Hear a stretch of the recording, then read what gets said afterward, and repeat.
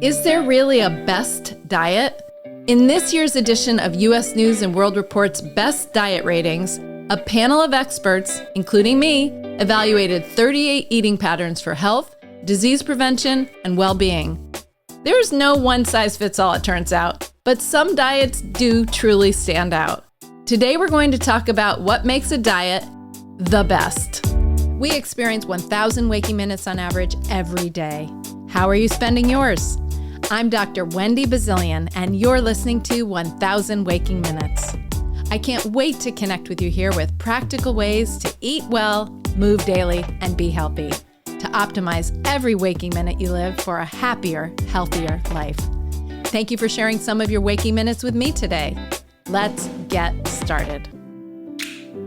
I'm saying yes to better days, yes. I'm on my way, yes. It's gonna be okay, yeah.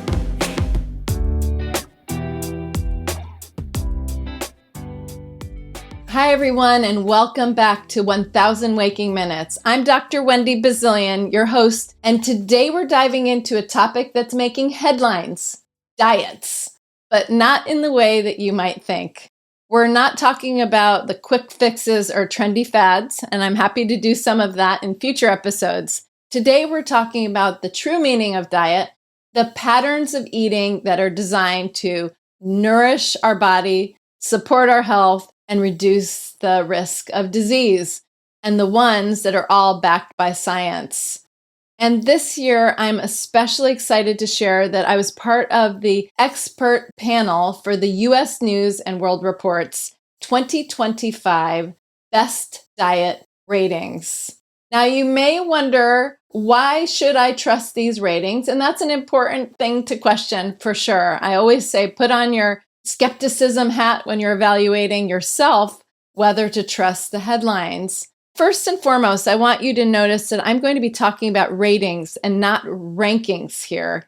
Even though there's a very hook-like headline of best diets, there is a subtle but important shift in what these best diets, multiple, mean. Instead of focusing just on who's number one, these ratings evaluate diets more holistically across multiple dimensions like nutritional completeness, health benefits, long-term sustainability. Can you stay on this eating pattern?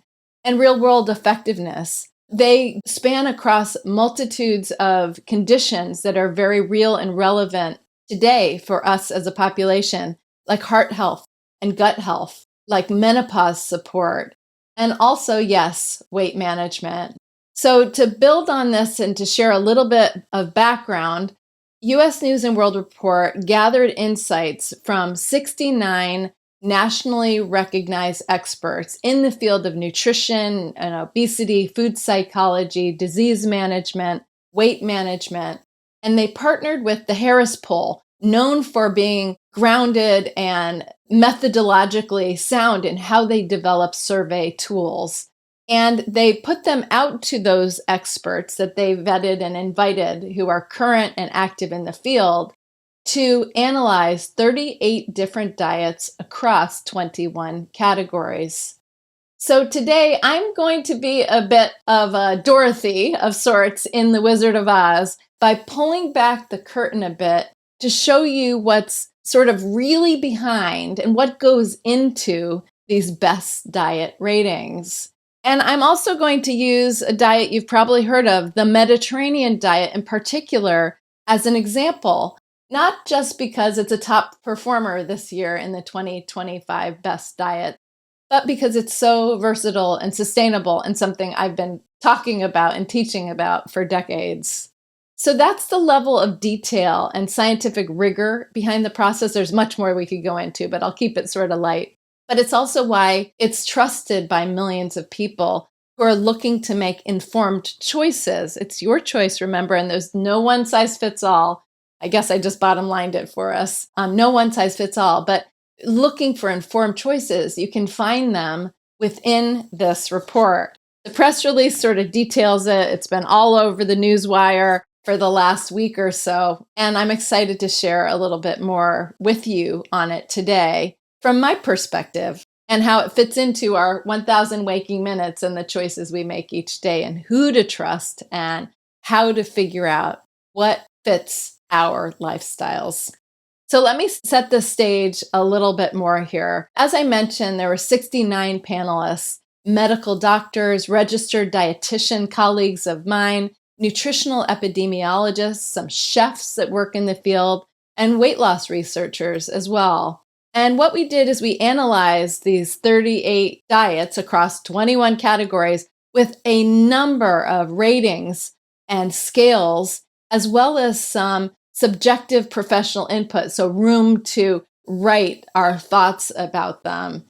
And we looked at things from gut health to mental health, diabetes prevention, hypertension, high blood pressure, that is, because diets aren't just about weight loss anymore. And in fact, I would argue first they weren't about diets, and then they became the diet with a capital D and implied that we meant weight loss. And really, it's always been diets that are eating patterns that people follow is your diet. And we were looking at ones for chronic disease prevention, health promotion, better well-being, both physical and mental.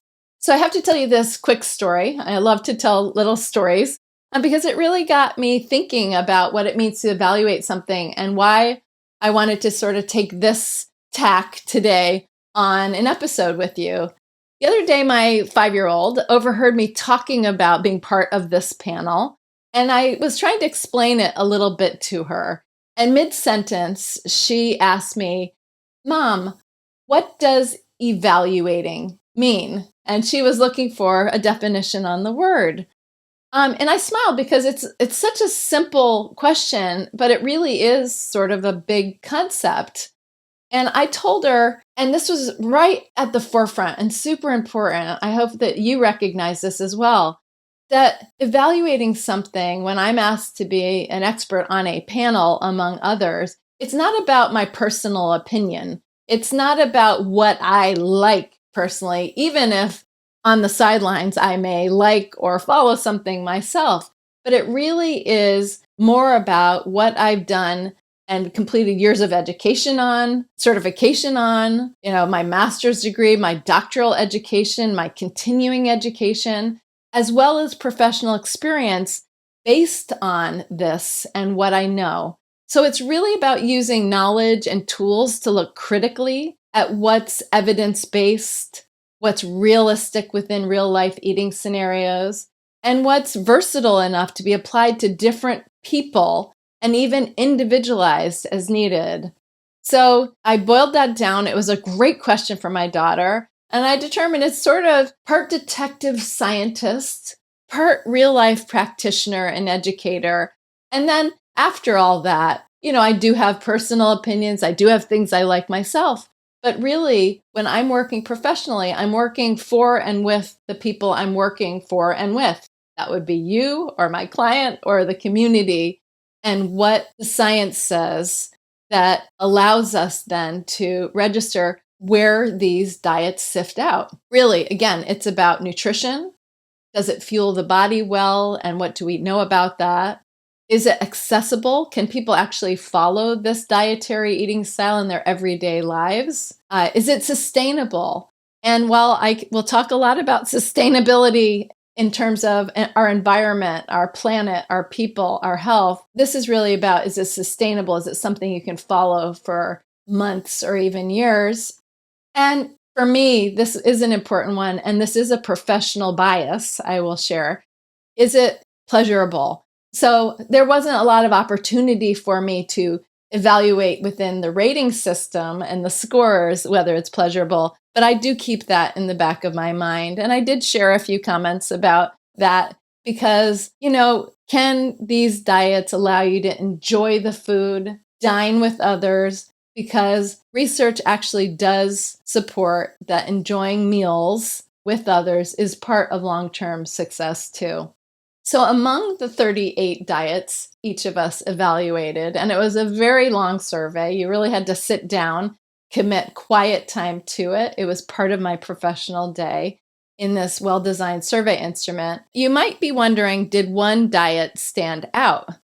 And the answer is, well, it depends. No. While there's a number of diets that shined and that had high ratings for various reasons, conditions, and dietary goals, the Mediterranean diet did rate highest for overall wellness, for high blood pressure, diabetes, for inflammation, it ranked up very high for many of them.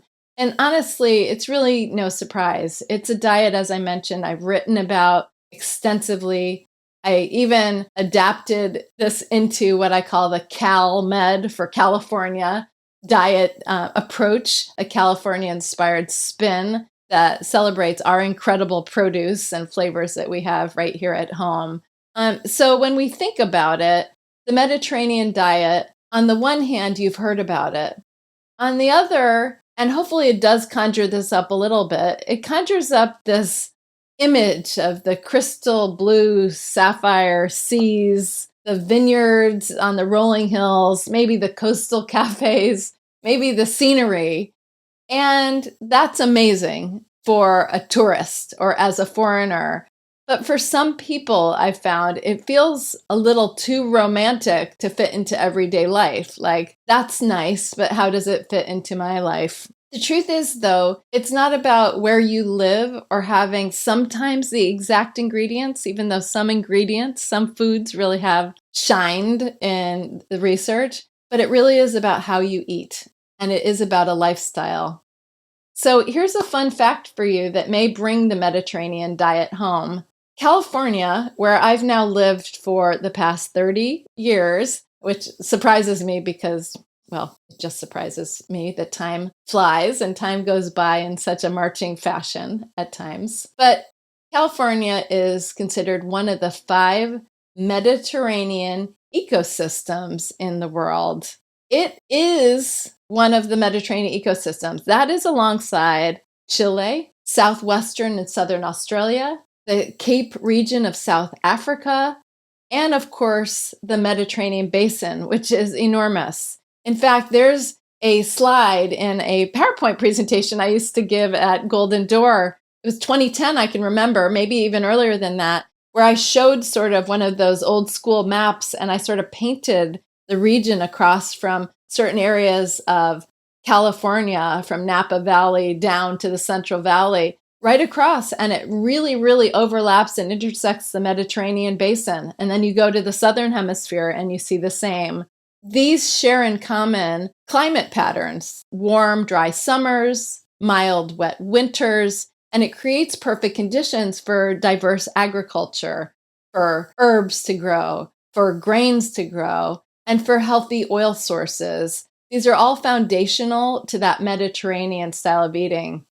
So why am I bringing this up? Well, it plays a huge role, California, in making this kind of eating possible here in the United States. In fact, California produces over 2/3 of the nation's fruit and more than 1/3 of our vegetables. So you'll hear some statistics that says about 50% of our fruits and vegetables hail from California year round. Now, that's not to say that your local tomatoes in the summertime aren't best. I would agree with you that if you're from the Northeast, for example, and maybe you'll write in and say, well, mine are better, or that the sweet corn in season, or that sweet potatoes really are always best from North Carolina and those regions. I would agree with you wholeheartedly. But the fact of the matter is, a lot of our produce comes from California because we can grow it and grow it well. And it does provide a basis that allows the Mediterranean diet at home to be something relatable and accessible, as you'll find out. So that's why I call it CalMed. That's just the short notes on that. And embracing sort of what's local or local by extension. Maybe it's not your next door if you live in another state, but you probably are getting some fruits and vegetables from California if you have a wide varied diet. So what does this mean again? These are things like the Mediterranean diet is rich in fruits and vegetables and whole grains, beans, nuts and seeds, herbs and spices, and yes, healthy fats, especially olive oil. And it's been one of the top rated diets because there's so much evidence for heart health, diabetes, mental health, and also longevity. So we'll get into some of the science-backed benefits in this episode. I'll cue up some of that, but I'll also be doing a deeper dive on Mediterranean diet soon. I have some handouts that I'd love to share with you, some scoring tools that are actually used in science that I've sort of crafted to use in our sort of everyday life, and how to incorporate meals as well. If the Mediterranean diet flavors still seem foreign, don't worry. This way of eating is highly adaptable, and it's less about the very specific ingredients, and it's more about the real food focus. Again, the grains, the beans, nut seeds, and so forth. And you can make it your own. So that's a preview to why I'm using the Mediterranean diet sort of as the example to talk about how we evaluated these diets. To me, food isn't simply fuel or even nutrition. It is so much more. It's about connection, it's about culture, and it's about care for our bodies, so self-care. So today, as we look at that, I want to keep that also in our mind, because as we spend our 1,000 waking minutes every day, we're making choices about, for most of us, usually 3 meals and maybe 2+ snacks a day. So typically in each episode, I talk about the ROIs, or the returns on investment, on whatever theme we're talking about that day, the benefits to our health. And today I'm going to sort of embed that in what I'm talking about as I look at what was the evaluation process for the 2025 best diets and how did I approach it in more detail. So this is very personal to me, but it's not about my personal diet or my personal opinion. This is about my professional evaluation on diets I feel comfortable recommending ultimately and supporting for my clients, or talking about and sharing the research on for the public and for you. So I get very personally invested in my professional role in doing this. So I'm going to share 5 main considerations I brought to this process while answering the extensive questions that involved rating scales on a variety of factors, and then room for commentary at the end of each of the named diets, the 38 diets, so I could provide some additional information.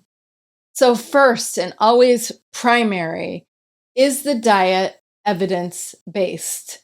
When we evaluate diets, the first question I always ask, and I know the majority, if not all of my fellow credentialed panelists among the 69 reviewers, and certainly my dietitian colleagues, the question is whether the claims, whether the diet that says what it's doing, are backed by science, not trends, but real evidence-based results.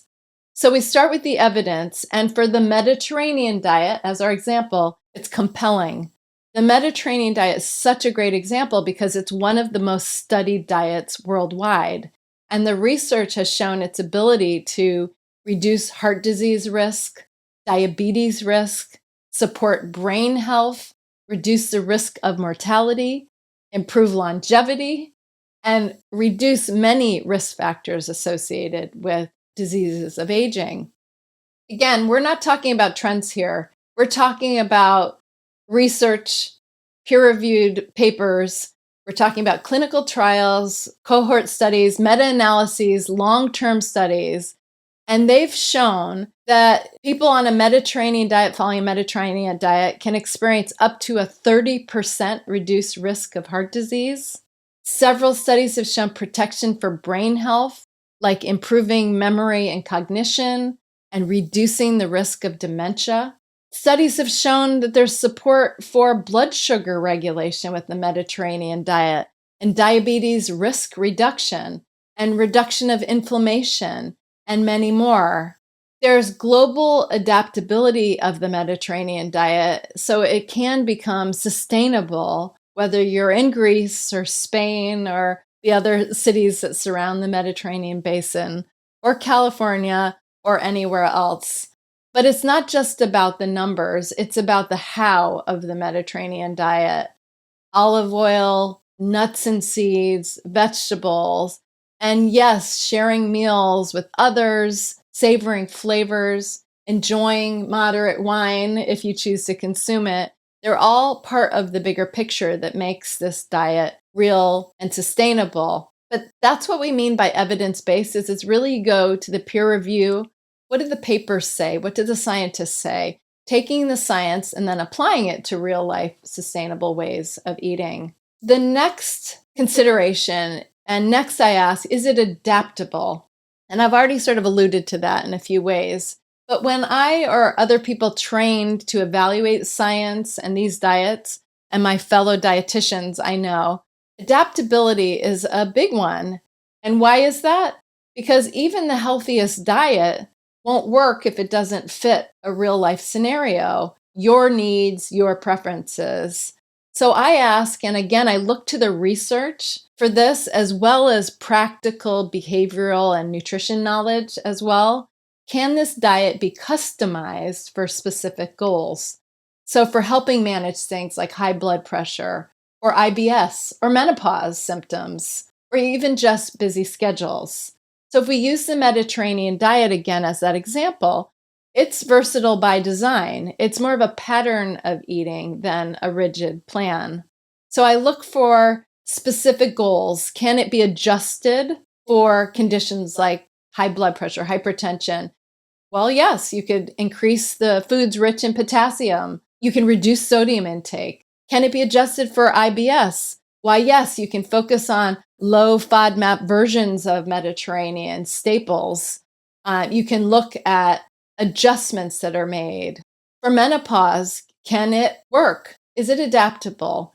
Is it adaptable to different lifestyles and preferences? Can you follow a vegetarian diet or flexitarian diet, a vegan diet, and have Mediterranean diet principles embedded? Yes, you can. You can swap in lentils and chickpeas for the protein instead of animal proteins.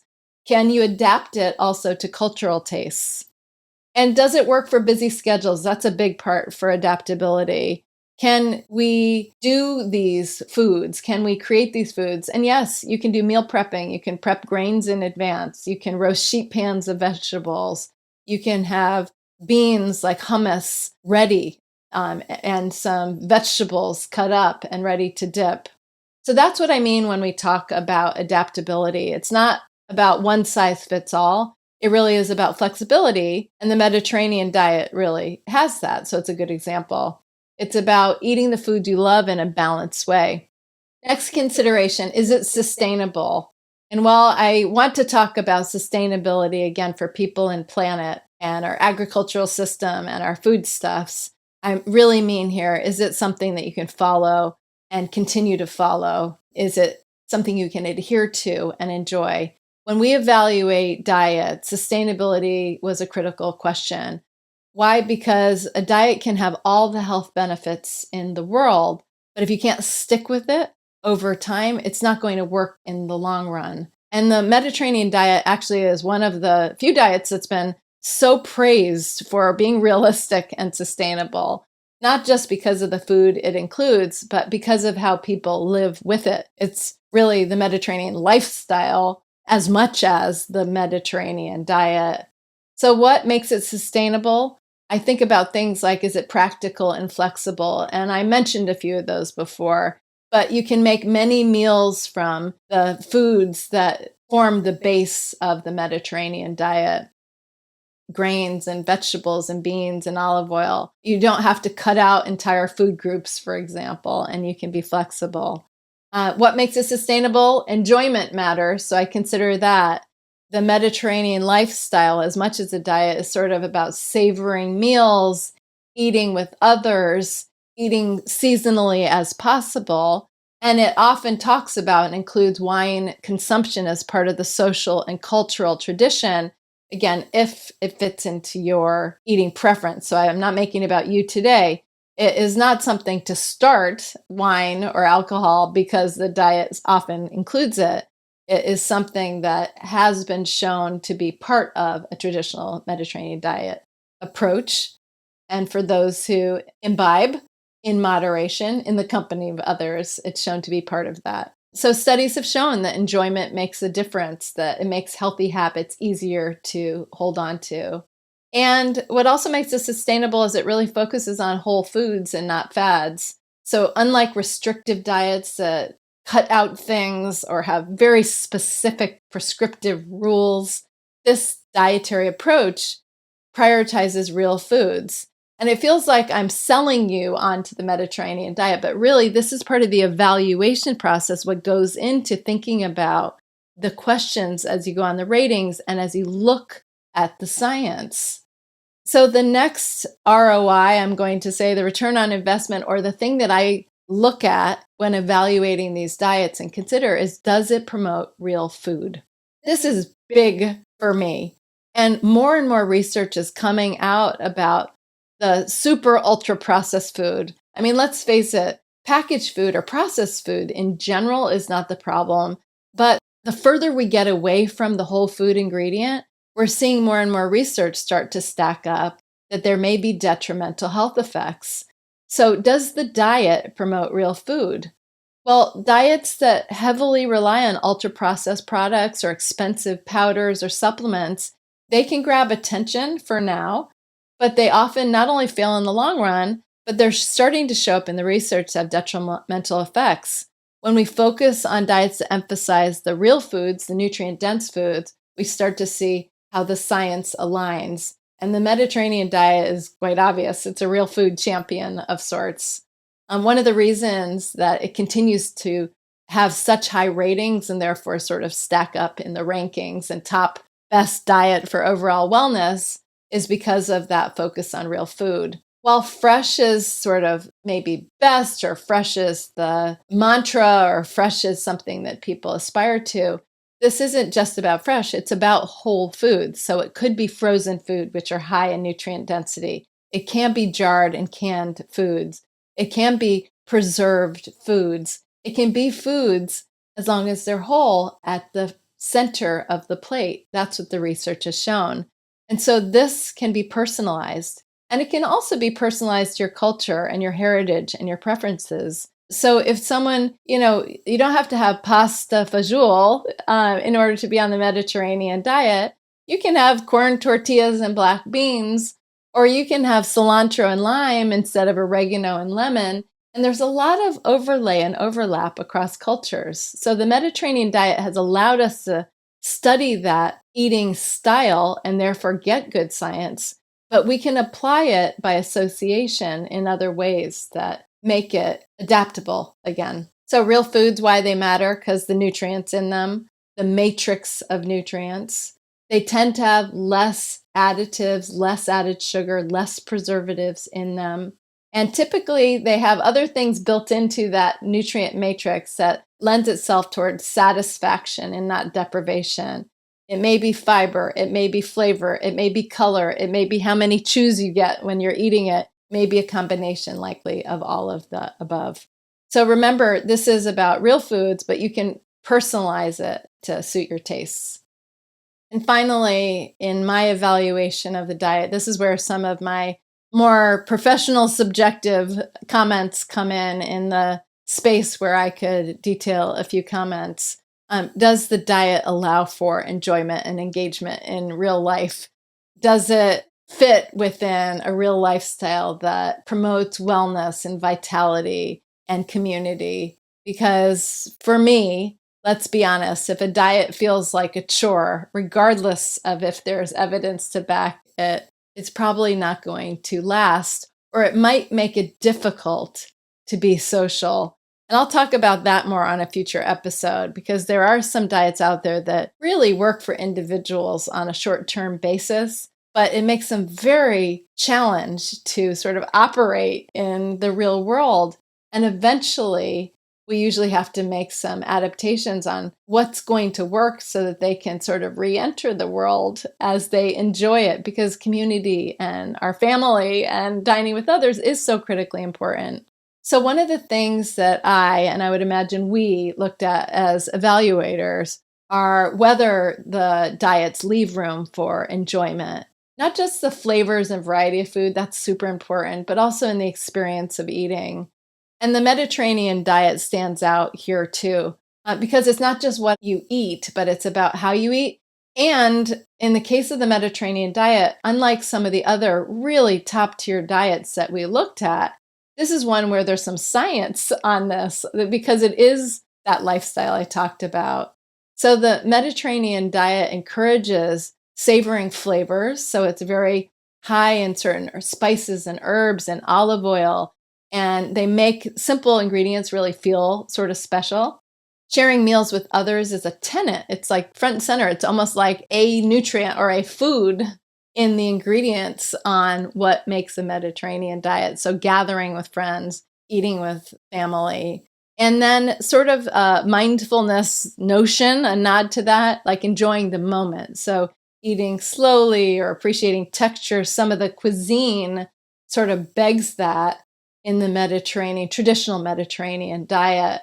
And of course, the sometimes wine piece of it makes for individuals who have a good relationship with wine, imbibing it. That's part of the social and part of the enjoyment for some. So it's a focus on pleasure and connection, and it helps make it satisfying. But as I mentioned, there's even science, and there's brand new science that I just thought was so great that just came out recently in 2024, toward the end of the year, that showed that eating habits that are tied to social connection, like those seen in Mediterranean cultures, are linked to better overall health and to lower stress, measured both by do you feel less stress? What are your subjective ratings? And there are ways to rate that in real science methodology, but in things like cortisol levels, for instance, things we can actually measure. And even this idea of social connection around our dining can impact longevity. So we have science. Again, this makes it less and less surprising why certain diets would start rating higher. I hope that I'm getting that point across for sure. And what does this all look like in real life? This, of course, is like sitting down with friends and passing dishes around the table. You know, this is the time to romanticize the Mediterranean diet or whatever you want to call it, and actually tasting your food instead of grabbing something on the go. Picture adding, nice dishware to your table, not overindulging, but enjoying and celebrating a day well lived, some waking minutes well spent. And it's certainly not about perfection. It's about finding ways to connect with others around the dinner table. So enjoyment matters for longevity because it's social and pleasurable. And we know that social engagement has an impact on longevity, and isolation actually has negative impact on overall well-being and increased mortality risk. And research has shown, as I've shared in other episodes, that happiness and connection and less stress are all tied back to better health markers, including lower inflammation, better digestion. So when I evaluate these diets professionally here and for my clients, I don't just ask, can you follow the rules? Because there's science to support this, so here you go. But can we make this a joyful part of your life? And with the Mediterranean diet, even if we sort of customize it, very often the answer is yes, because of how it's built and what it is and what the research has shown. We'll talk more about the lifestyle side of healthy eating, especially how connection and social rituals and even rituals around food preparation play a role in health and happiness in a future episode. But if you haven't already, I do invite you to go back and re-listen or listen for the first time to the very first episode of this podcast, 1000 Waking Minutes. And that episode was The Magic of Shared Meals. It's about why dining with others is so important to health and well-being. So I hope you'll check that out. Okay, now we're going to share some time together for a mindful minute. As we do in each episode, let's take 60 seconds, just 1 minute, to pause, breathe, and reset. I've just shared a lot about the evaluation of diets, and now it's time for us to just be present, to check in with ourselves, slow down for a moment, and to feel grounded. Even a single minute can have an impact, not just now, but for the rest of your day. So wherever you are, settle in. It's just going to be a minute. Put your feet flat on the ground. Feel the ground, the earth below you. Lower your shoulders. Relax your face. Wiggle your fingers. And let's take one preparatory breath together. In through the nose, out through the mouth. Close your eyes if you haven't already, or dim them to about 45 degrees. And let's begin our mindful minute.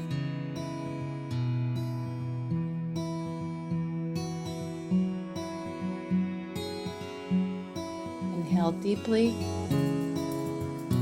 Exhale slowly.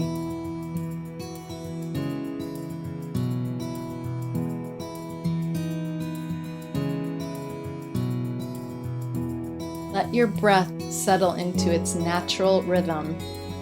Simply notice the rise and fall of your breath, maybe your abdomen. No need to change it, just observe it.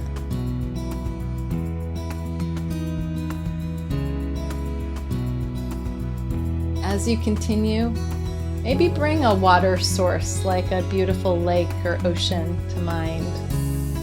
And think about how it may nourish you, the waves coming in and rolling out.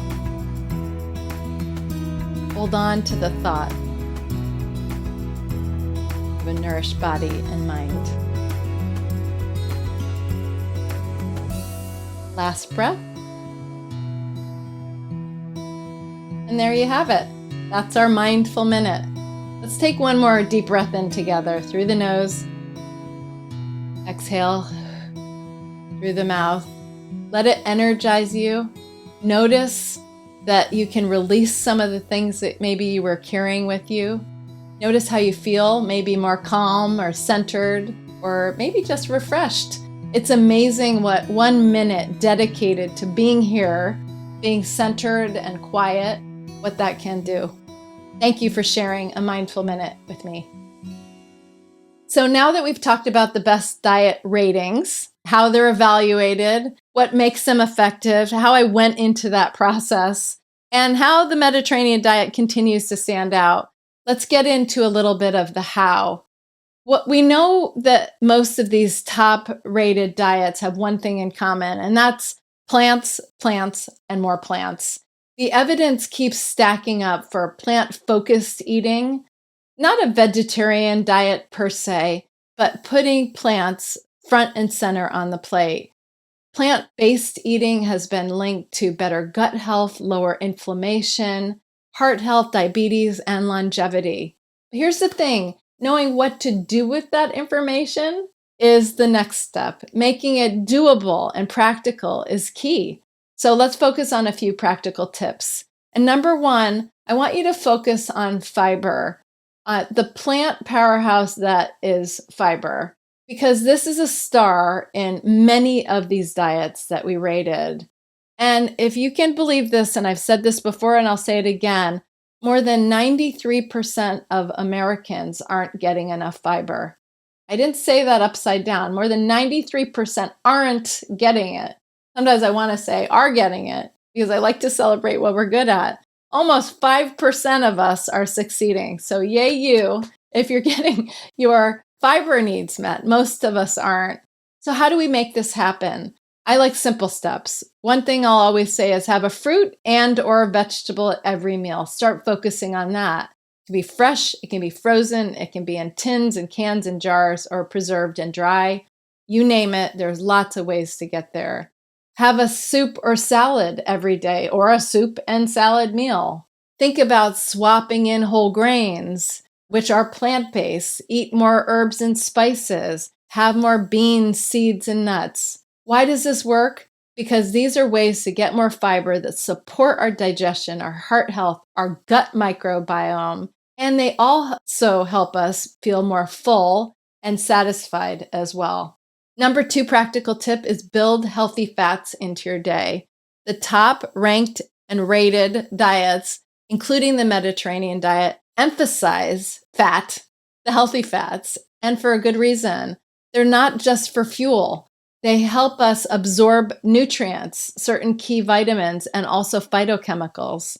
They help keep us fuller longer. They help support our brain and our heart and many other aspects of their body.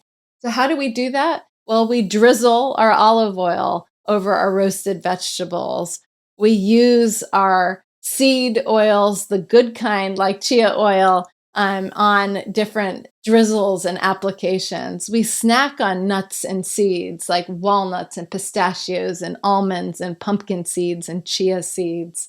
We add avocado to salads and sandwiches. We add it instead of mayonnaise sometimes to add creaminess and flavor.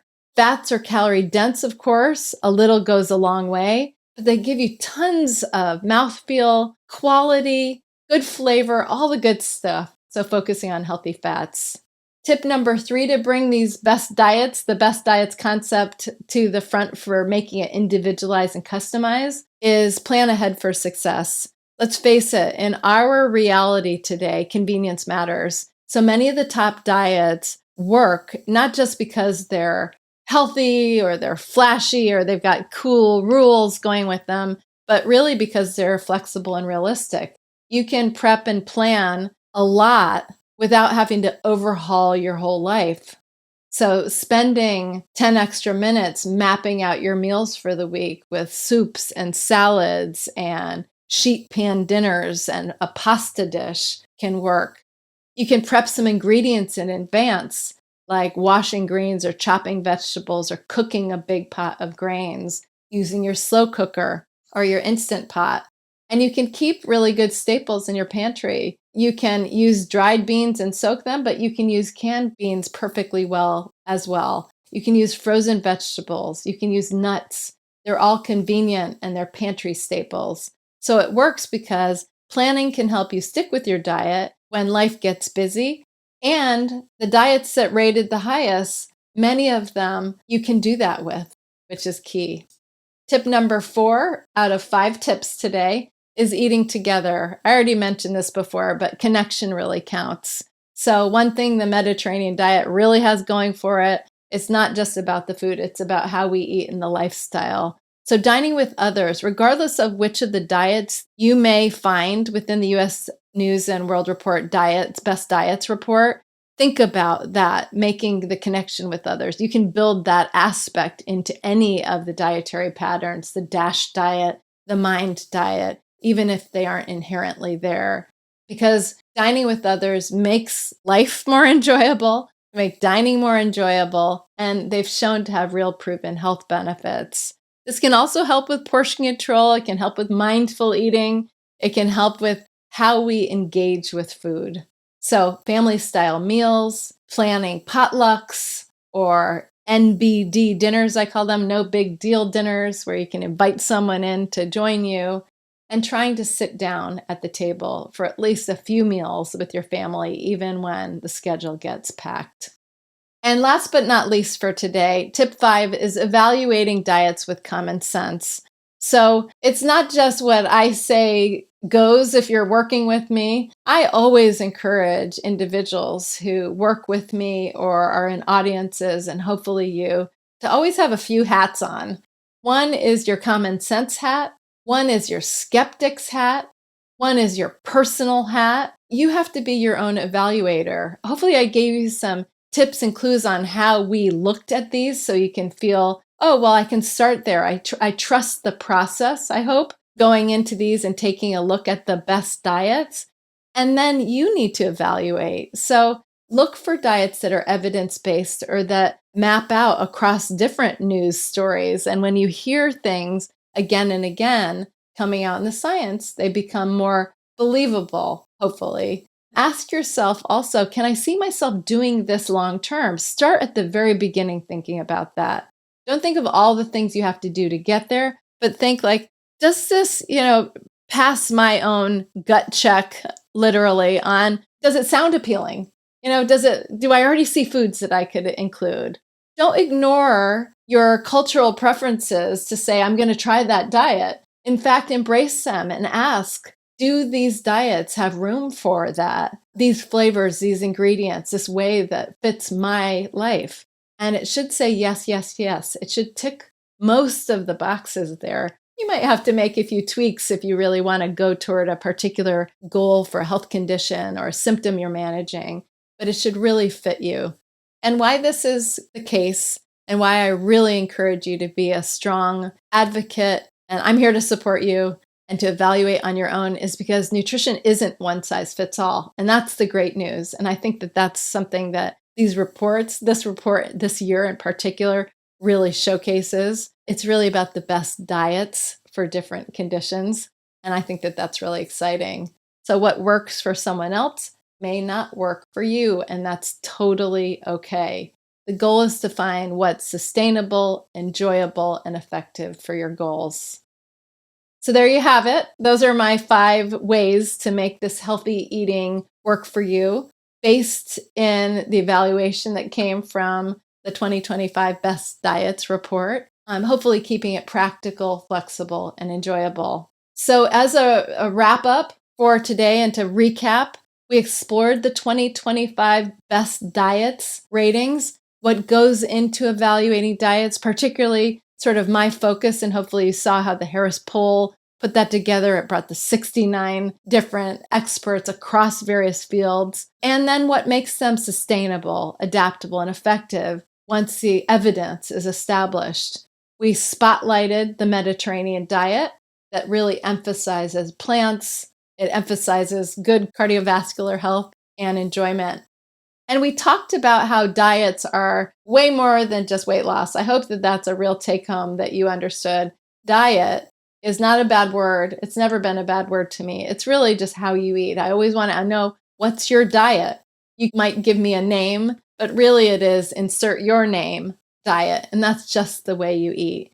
And the really best diets are about prevention, disease management, and living well. New additions were added to this year's report, like diets for menopause. So I encourage you, if you're in that perimenopausal period, to check that out. For IBS, because there's some very specific and very evolving research and newer research that's come down the path that made it the subject for good evaluation. And it helps address real life needs for many of us.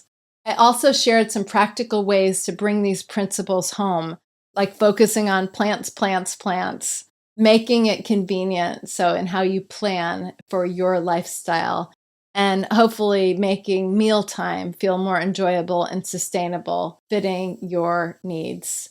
As we wrap up here today, I want to leave you with the question, what does healthy eating mean to you right now? How might you adapt what we talked about today to fit your lifestyle and goals? And I certainly encourage you to go check out the report. I'll leave that information in the show notes so that you can do just that. What does healthy eating mean to you right now? I encourage you to check out the full report from US News and World Report to explore all 38 diets ranked this year and see what might be the right fit for you at your life stage, given your own goals, your health risk factors, and importantly, your preferences. Ultimately, the best diet for you is the one that fits you. It's the one that you like and can stay on while feeling well. So thank you for sharing a few of your waking minutes with me today. I hope you found this helpful and inspiring. If you did, I'd love to hear your thoughts. And please share a comment on my Instagram. It's at 1000 waking minutes, or email me at 1kwm@wendybazilian.com. And I always invite ideas on what you'd like me to explore in future episodes as well. I'm Wendy Bazilian, and this is 1000 Waking Minutes. Until next time, be well. Thank you for tuning in to 1000 Waking Minutes. A huge thank you to our amazing collaborators, including our production and marketing teams, and Gabriela Escalante in particular.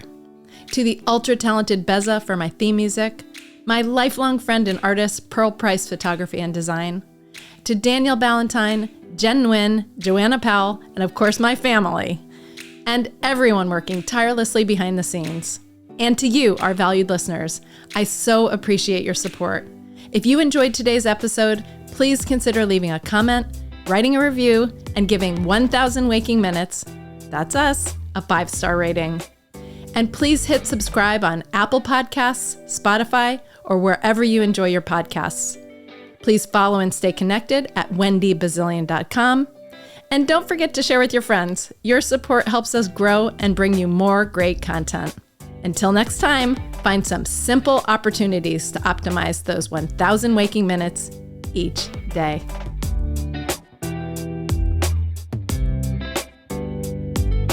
I'm saying yes to better days, yes, I'm on my